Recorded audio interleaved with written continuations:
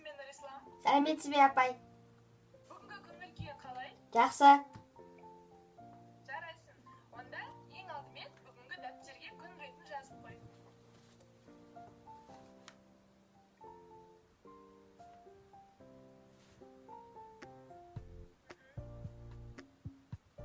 Болдым. Жақсы, жарайсың. Енді ең алдымен қосымша сабағымызды бастамас бұрын, менің есімімнің тарихы ойынын ойнайық. Алдың ба? Мен саған поштаны жіберген электронды сабақты алдың ба? Иә. Жақсы. Олай болса келесі бетін аш. Иә, экранда қандай сұрақтар көріп тұрсың? Сенің есіміңді кім қойды? Ол қандай мағына береді? Сенің есіміңді кім қойды және ол қандай мағына береді, айтып берші. Менің есімімді иманды болсын деп мағынасына қарай мен атам қойды. Жарайсың, өте жақсы. Ал онда келесі бет ашсам болады. Бүгін біз еліктер сөздер тақырыбына қосымша сабағымызды өтеміз. Ең алдымен еліктер сөздер туралы не білесің және оларға мысал келтірші. Қазақ тілінде еліктеуіш сөздерден екеу болады. Еліктеуіш және бейнелеуіш. Еліктеуіш мысалы сырт пыс, ал бейнелеуішке ман, жарқ-жұрқ.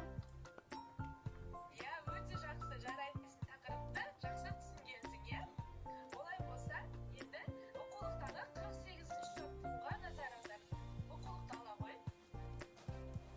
48-ші жаттығуда артық сөзді тап ойыны берілген, иә? Иә.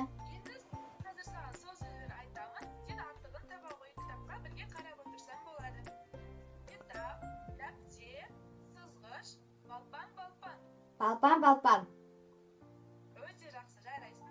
Келесі, жазады, желп, басады, өлшейді. Желп. Жақсы, жарайсың. Және келесі, мен, өзі, саған, сатыр-сұтыр, ешкім. Сатыр-сұтыр. Өте жақсы.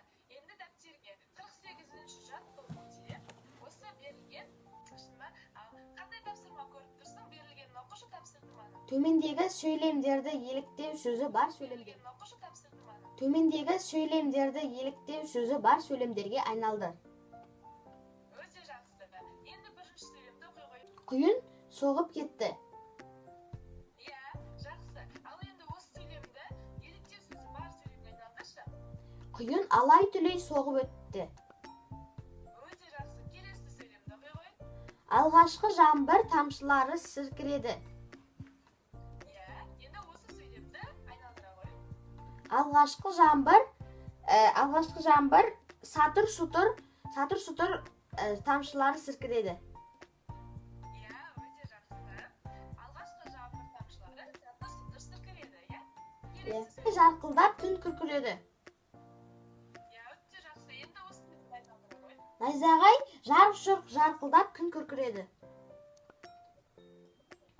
Өте жақсы. Ал негізі еліктеу сөздерді қалай құрастырылатынын түсіндің ғой, иә? Иә.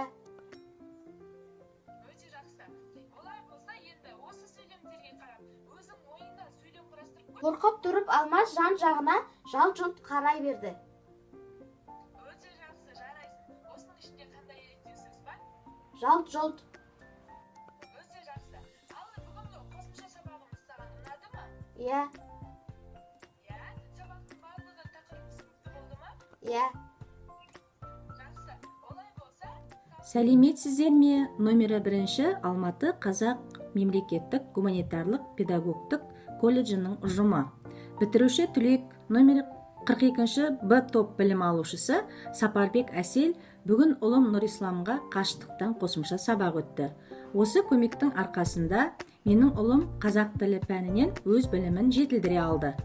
Осындай болашақ педагогтар дайындап, волонтерлық жұмыс ұсынып жатқан колледж ұжымына алғыс білдіреміз. Біз біргеміз.